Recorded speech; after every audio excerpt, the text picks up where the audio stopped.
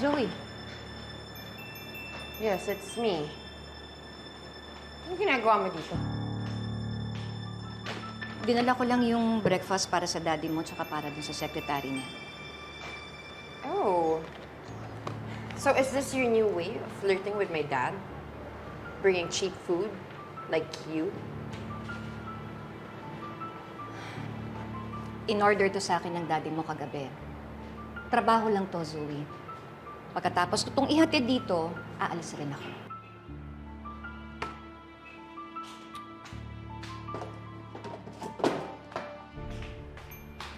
Bastos ka talaga, no?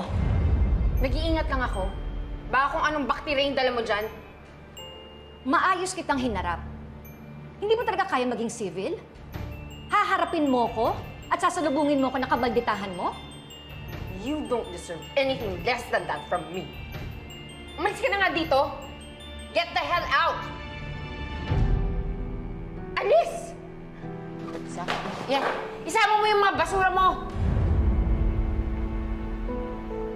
Umalis ka na! Ano? Nagulat ka? Akala mo ikaw lang ang may pangil dito? How dare you? Ang kapal ng mukha mo!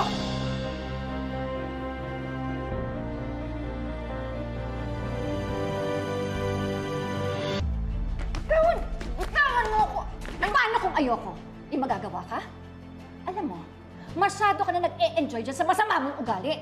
Ano ba? Sa oras na malaman ni Daddy na sinasaktan mo, Wala akong pakialam kung anong iisipin ng daddy mo. Wala na nga yung nanay mo, binubuhay mo pa rin yung ugali niya. Alam mo, Zoe, hindi nakakadagdag sa talino at sa ganda mo yan. how dare you bring up my mother? Ang gusto ko lang naman, ma-realize mo na mali ka, Zoe. Huwag kang tumulad sa nanay mo.